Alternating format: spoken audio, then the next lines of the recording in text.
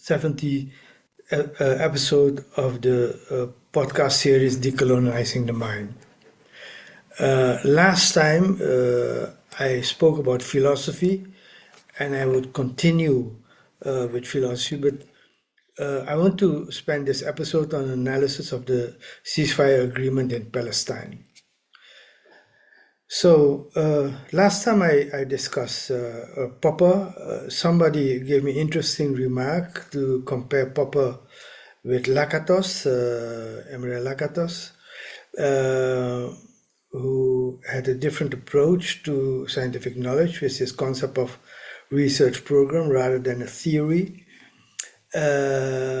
But I'll skip that for now. The next episode I've planned is on DTM and artificial intelligence that goes back into philosophy and practical things of technology.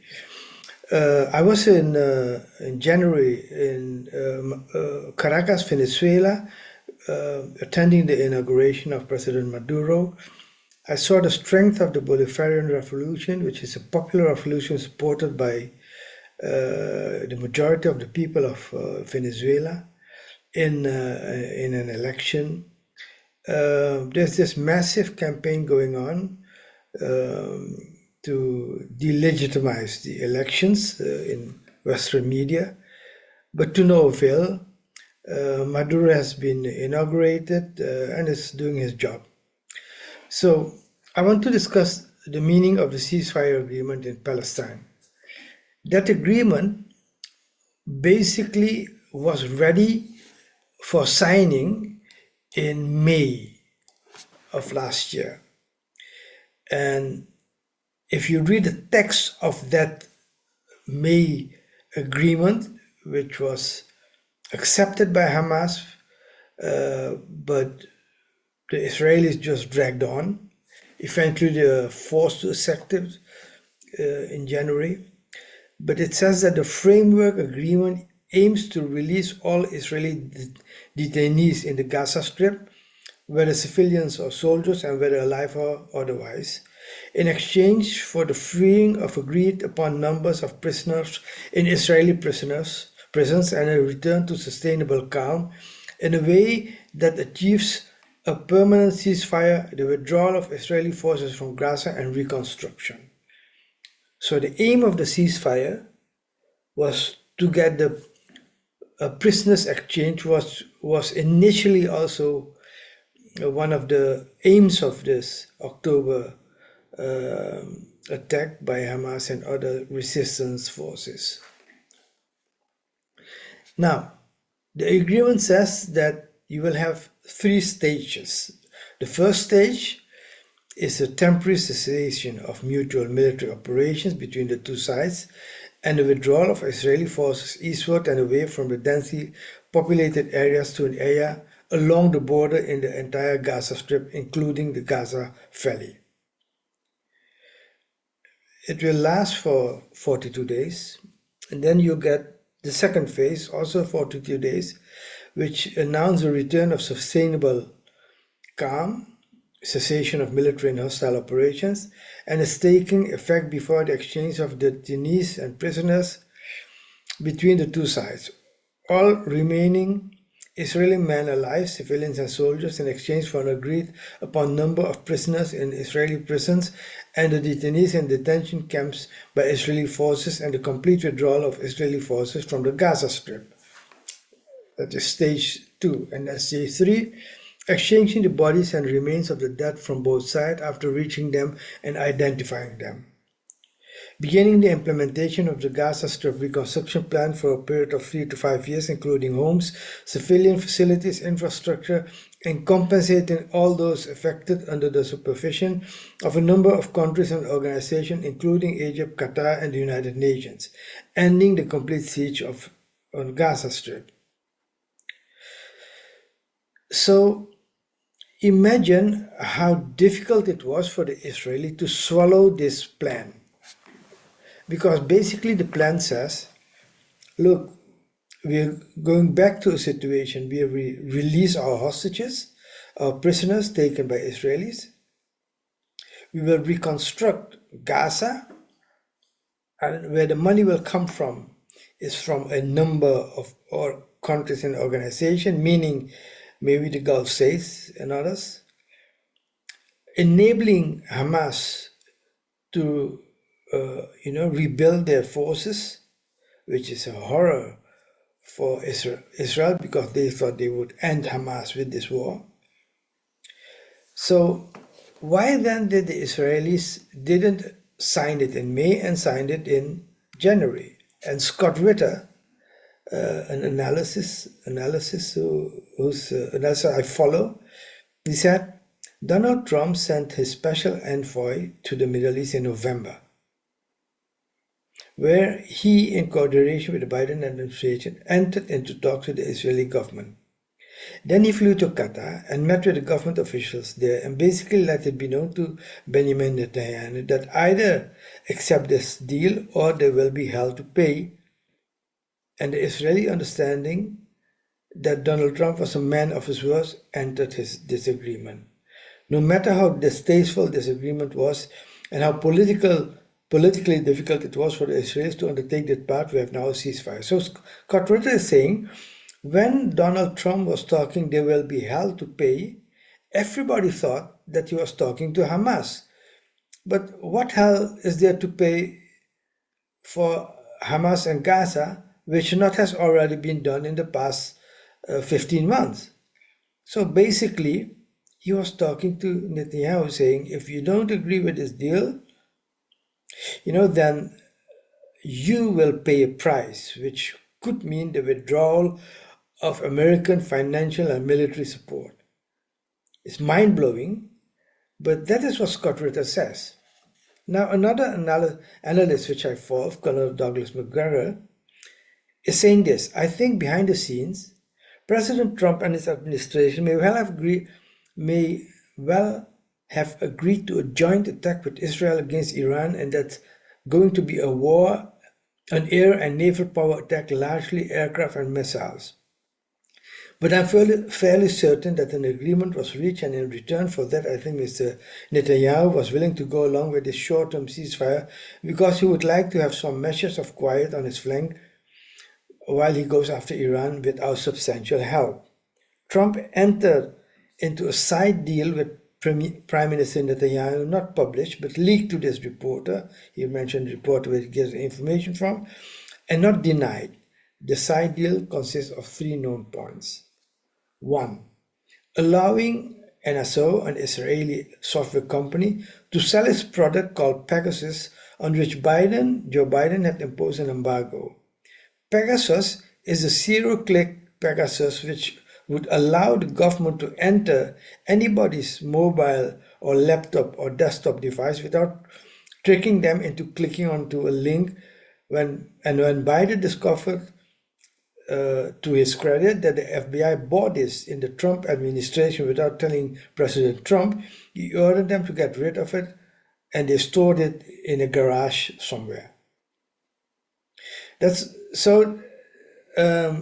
Apparently Trump agreed to have the FBI buy this Pegasus software that enables a government to enter your mobile, laptop, desktop, iPad, whatever you have, without a click. So they can use, internet or whatever mechanism they use to go into your, private information. And Trump apparently agreed, okay, let's do that. Then Trump will support the repopulation and resettlement by Israeli settlers of the West Bank, which is already started, by the way. The settlers on the West Bank are attacking Palestinians as we speak on a daily basis. After the ceasefire agreement, they have continued to do that, and Trump will support that. And Trump says if IDF has to go back into Gaza for any reasons, Trump will support it. So this is a side deal. So why did Trump wanted this accord? This is my assessment.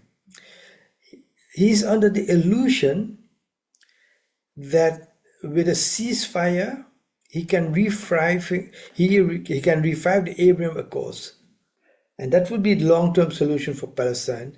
And he's buying time to go back on track. He's preparing for negotiations with Russia and China on a new framework for geopolitics aimed at isolating Iran. And the instrument that Trump wants to use is not war, certainly not nuclear war, but economic boycott. So the ceasefire was an instrument for Trump to achieve these goals, is my assessment. But since Trump came to power, a lot of things has changed.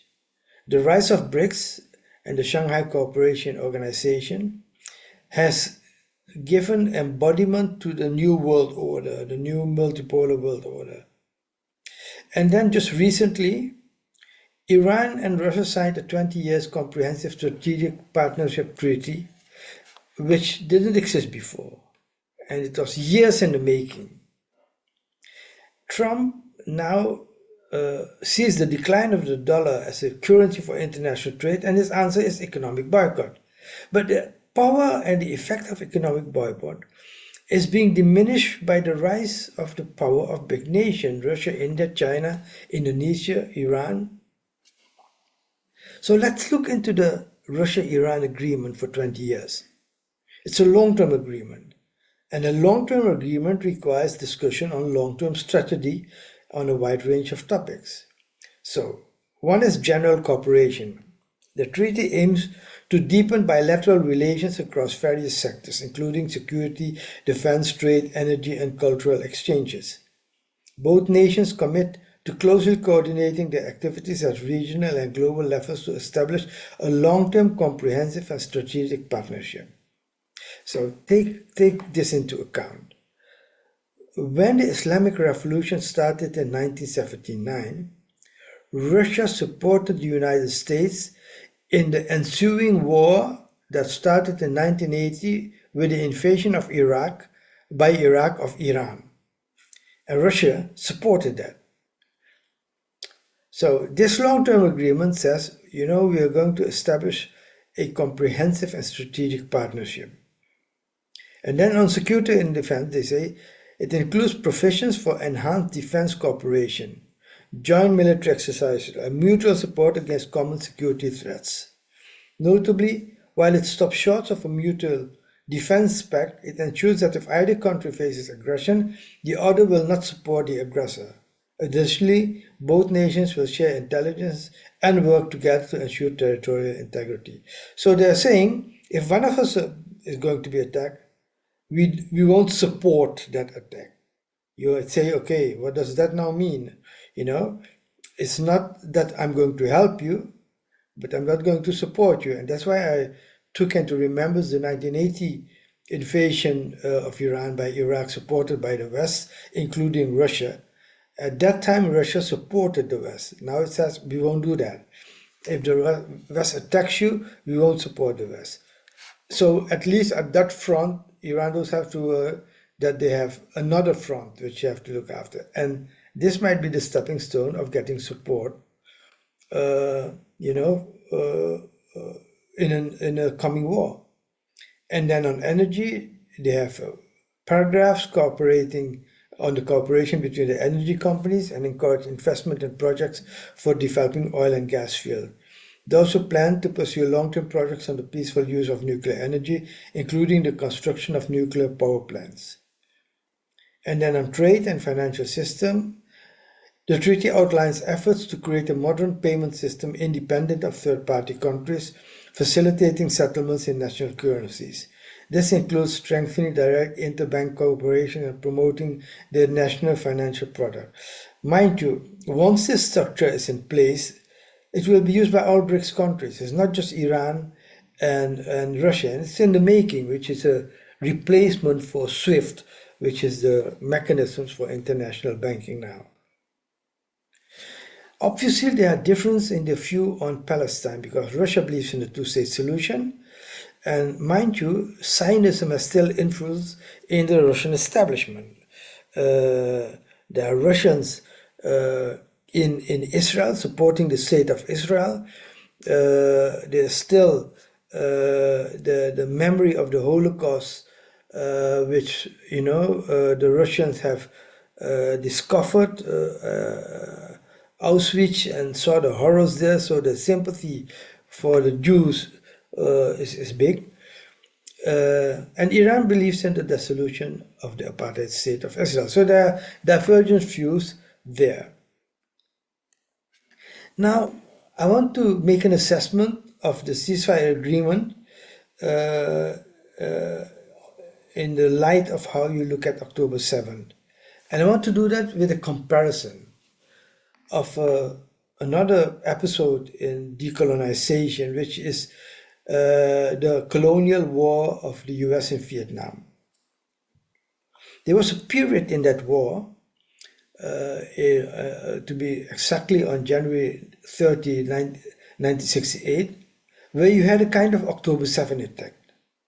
In a wave of coordinated surprise attacks, General Giap, the great general of Vietnam, who defeated the French army and later the US army, sent 70,000 of his troops and members of the Vietnam Coms, the guerrilla allies in South Vietnam, to overrun military bases, towns, and cities in South Vietnam, including the capital Saigon. The offensive derives its name from the Vietnamese New Year holiday Tet, during which the attack occurred. It failed to end the US occupation in 1969. But when the US analyzed the attack and offensive, they came up with the same thing that the Israeli came up on October 7, that was a big intelligence failure of the US, that in a very short period, 2,600 US soldiers were killed. That was, in that short period, a big thing, and it had a massive impact on the confidence that US occupation could last forever. It shattered the illusion. So now people are saying, oh my God, it's not just firing some rockets from Gaza to Tel Aviv. No, it is about a possible overrun of the occupied territories by resistance fighters. And the next phase could be a joint coordinated effort by resistance fighters from Palestine, Lebanon, Iran, Iraq, Yemen, you name it. Now, tactically, the offensive was a failure because it didn't end the occupation. But strategically, it was a victory because 7 years later, on April 30th, Giap's tank rolled through the gates of the presidential palace in Saigon, effectively ending the war. Because the downward fall of the US occupation, the panic, the strategy confusion, what to do next, that is what that had impacted. And October 7 has the same effect. Where do we go from here? We want to destroy Hamas and all the other resistance factors. We killed a lot of civilians, officially 40,000 that have been counted for and 100,000 that have not been counted for. But the ceasefire achieved nothing of that. And again, they are talking about a big intelligence failure from the Israeli intelligence. The first time that so many people were kidnapped and killed in a confrontation, and the massive impact it had on the confidence that Israeli occupation, could last forever. And it was just a matter of erasing Hamas and Hezbollah of the map. And in that, it was Israel was defeated.